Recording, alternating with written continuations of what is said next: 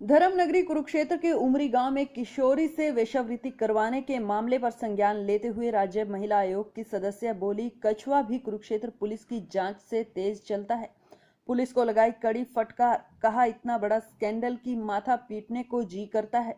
सदस्य नम्रता गौड़ बोली, 100 से ज्यादा लोगों ने किया है नाबालिग युवती से दुष्कर्म।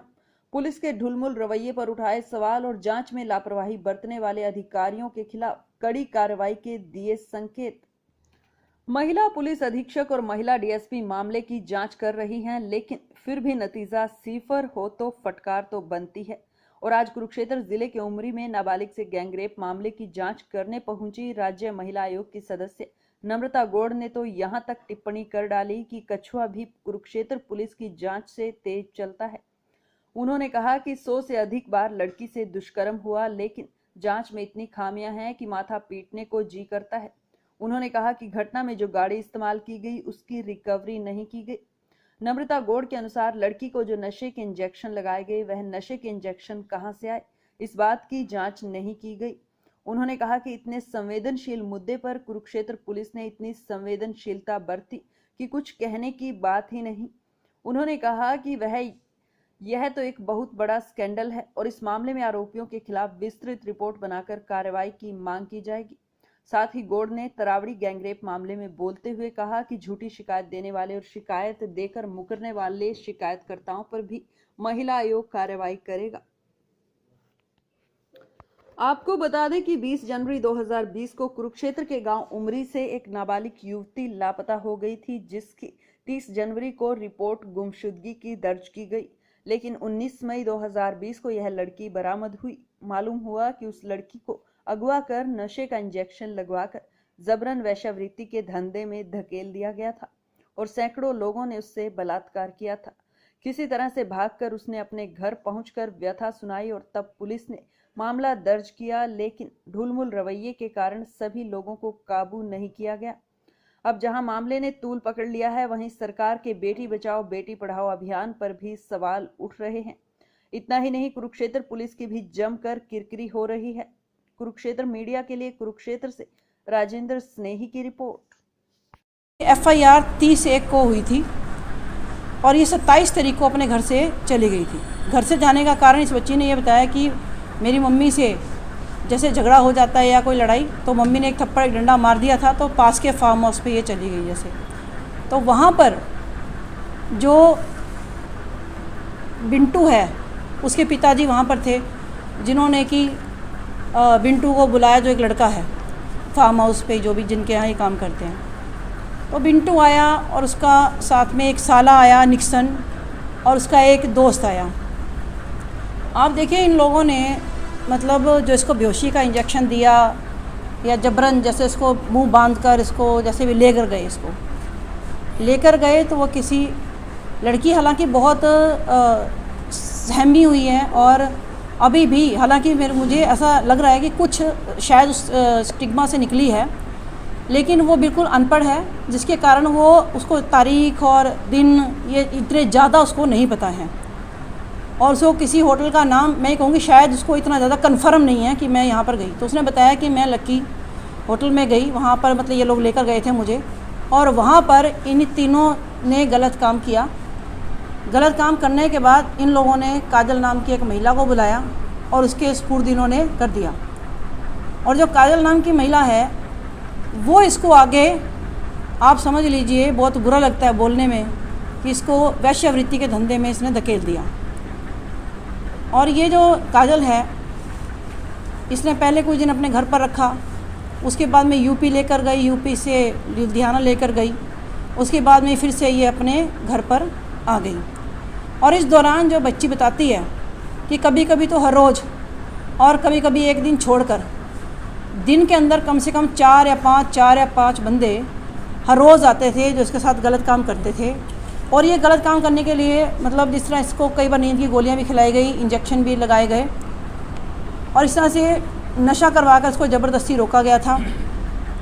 जिस तारीख को ये बच्ची मिली है तो उसमें जो एंड में मतलब इसके अंदर जो एक सोनू नाम का लड़का, इसमें जो है काजल का पति भी शामिल है, 30/1 को जो है इसकी जो FIR हुई थी गुमशुदगी की, उस पर क्या किया उसका तो कुछ भी निचोड़ नहीं निकला। मान लीजिए और अब जो मिलती हैं ये 19/5 को लड़की मिलती है, 19/5 तक जनवरी की लड़की गायब हुई, 19/5 को मिलती है। अगर वो लड़की को कोई मार देता, कुछ भी कर देता, कौन जिम्मेवार होता? दूसरी बात, इसके अंदर महिला के पास जब पुलिस बच्ची को जब लेने के लिए आई है तो वहाँ पर उसने बताया कि मुझे 5 पुलिस मतलब आई थी, कांस्टेबल आए थे, लेकिन उसमें से एक भी महिला पुलिस कांस्टेबल नहीं थी। 5 आए, वो इसको समझ रही है कि मेरे फ़ोन करवाते ही पुलिस आ गई, आधे घंटे के अंदर अंदाज़ा वो आ गए। लेकिन वो तो मैंने उसको पूछा कि भाई क्या कोई महिला आई, तो उन्होंने कहा कोई भी महिला कांस्टेबल नहीं आई। जब क्या जानते हुए क्या संगीन मामला है, क्या बच्ची को आप लेने जा रहे, नाबालिग बच्ची है या कोई भी एक महिला है, उसको लेने के लिए आप रेस्क्यू करने के लिए जाते हैं और वहाँ पर एक भी जो है महिला कांस्टेबल नहीं जाती है। ये अपने आप में बहुत ही दुखद जो है घटना है। और उसके बावजूद इसके अंदर जो है गाड़ी का इस्तेमाल हुआ है, गाड़ी के अंदर लेके गए हैं और जो काजल नाम की महिला वो मोटरसाइकिल चलाना जानती है, वो मोटरसाइकिल पर लेके जाती रही, उसका पति उसको लेके जाता रहा है। इनमें से मतलब किसी की कोई भी रिकवरी इसके अंदर गाड़ी की मोटरसाइकिल की कोई रिकवरी नहीं है। इसको जो नशे के इंजेक्शन वगैरह दिए गए हैं उसकी मुझे तो लगता है इन्होंने कोई तफ्तीश ही नहीं किया है। कोई इंजेक्शन कहाँ से लाए, किसने लगाए, किस डॉक्टर से लिए होंगे, तो ऐसी भी कोई इन्वेस्टिगेशन नहीं है। मतलब इसके अंदर इस केस को मैं कहूँगी एक महिलाओं के प्रति, एक बच्चियों के प्रति जो असंवेदनशीलता जो इसके अंदर बरती जा रही है बहुत दयनीय है। क्योंकि इसी प्रकार से इतने जब लंबे समय मिल जाते हैं, मैंने देखा है कि महिलाओं के ऊपर किसी प्रकार का प्रेशर डालकर या फिर पैसों का लालच देकर या कोई भी अन्य थ्रेट देकर नॉर्मली समझौते हो जाते हैं। आपने देखा होगा, कई मुकदमे आप लोग भी अपने नज़रों से देखते हैं, मीडिया से हो, तो ये बेहद ही संवेदनशील मुद्दा है। और मुझे तो इसमें बहुत ही इस मामले में जो बहुत बड़ी मैं कहूँगी कि समाज की जागरूकता ही है कि इस तरह से जो समाज आगे आया है लड़कियों के लिए, बच्ची के लिए समाज सामने आया है। और बहुत ही अच्छी बात है, क्योंकि अगर कई बार कोई व्यक्ति गरीब होता है या उसको समझ नहीं होती है, नॉलेज नहीं होती है, तो वो कहीं पर भी आगे नहीं जा सकता है। और मीडिया का भी बहुत बड़ा हाथ होता है। जब मीडिया जब इसको उठाती है किसी बात को, तो वो बहुत बड़ी बात होती है। मैं इसके अंदर फिर भी ये कहना चाहूँगी, कहीं ना कहीं जो ये मैंने बच्ची से मिली हूँ या उसकी माता से मिली हूँ, तो उनसे मैंने ये इतने दिन होने पर भी कम से कम मेरे को ये लगता है कि समाज के साथ जैसे वो खड़े हैं, तो ये किसी से डरे नहीं हैं और कोई लालच वाली बात मुझे इसके अंदर नहीं लगी है। और तो मतलब इतना से ये चीज़ छोटी बात नहीं है, ये बहुत बड़ा स्कैंडल है। जो काजल नाम की महिला, आप देखिए, कहने को तो महिला वो दोषी है, लेकिन उसके साथ वो इतने अन्य पुरुष हैं जिन्होंने बच्ची के साथ इतना अत्याचार किया। मुझे लगता है अगर दिनों का हिसाब से लगाएं, कम से कम 101, 102 कम से कम पुरुष होंगे जिन्होंने इस महिला के साथ, बच्ची के साथ इतना गलत काम किया। और इसकी जो ह्यूमन ट्रैफिकिंग का मामला भी दर्ज किया गया है। आपसे सवाल मैं दोबारा रिपीट कर रहा हूँ, क्या संबंधित पुलिस थाना अध्यक्ष और संबंधित DSP के अगेंस्ट महिला आयोग कोई कार्रवाई के लिए नोटिफिकेशन भेजेगा? देखिए जी, मैंने अभी बच्ची के स्टेटमेंट लिए आप सबके सामने, वो बहुत देर उसमें लग गई थी। क्योंकि बच्ची से देखो, वो अपने आप बताने में, जैसे कोई पढ़ा लिखा होता है ना इंसान, उसकी याददाश्त अच्छी होती है, फटाफट वो बता देता है। कि बच्ची को बताने में कन्फ्यूज़न के साथ साथ जैसे होता है कि समझ में नहीं आ रहा जैसे, या उसकी से बोलने की थोड़ी जो स्पीच है उसकी बड़ी कम है, तो मेरे को थोड़ा बार बार सुनना पड़ रहा था। तो मतलब उसने एक एक बात को बड़े ही तरीके से और जितनी उसकी समझ थी उसने बताने की कोशिश की। अगर वो कहीं इसको पढ़ी लिखी होती थोड़ी भी अगर ये बच्ची, तो शायद ही और अच्छे ढंग से बता पाती। तो इसने बताया कि जैसे कार के उन लोगों ने नंबर प्लेटें तोड़ दी। उसने मुझे इस तरह से बताया कि प्लेटें तोड़ दी। मुझे समझ में नहीं आया कौन सी प्लेट तोड़ी। जब पूछा गया तो हाँ, नंबर प्लेट तोड़ दी है। तो अभी उसने बताया जैसे कवर थे कार में। तो मेरे को अभी DSP साहब ने बताया कि उनकी नई गाड़ी थी।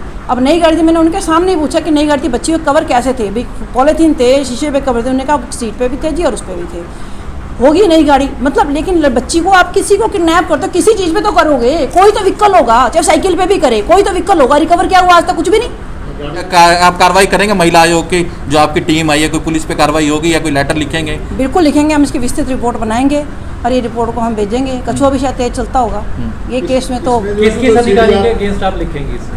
देखिए, मैंने अभी स्टेटमेंट ली है और मैंने सारे इनसे डॉक्यूमेंट भी लिए हैं। अगर ज़रूरत पड़ी तो जितने भी इनकी फाइल है वो हम आयोग के अंदर भी मंगाएंगे। क्योंकि ये जो मेरे को आज विषय समझ में आया, ये एकदम से होने वाला नहीं है। मतलब इसके अंदर जो है मेन, देखो अभी जो सामने ही बिल्कुल फ्रंट पर हैं, जिनसे ये मामला ही शुरू हुआ, जो बच्ची जिसके पास से गई है, समझो जो व्यक्ति ले गया वही अभी तक अरेस्ट नहीं है। ऑलरेडी मामले को बहुत समय हो गया है। महिला आयोग में आने के बाद आपको क्या लगता है कितने समय में आप न्याय दिलवा पाएंगी पीड़ित परिवार को? देखिए जी, हम न्याय दिलाने के लिए ही बैठे हैं। जितना जल्दी हो पाएगा उतना जल्दी दिलाएंगे। लेकिन मैं ये भी नहीं कहती कि हाँ कोई निर्दोष होगा उसको भी हम सजा के लिए बोलेंगे, बिल्कुल नहीं। लड़की ने जिनके नाम लिए हैं, इसके तो लड़की ने नाम लिए हैं, जिनके नाम नहीं लिए हैं उनका क्या?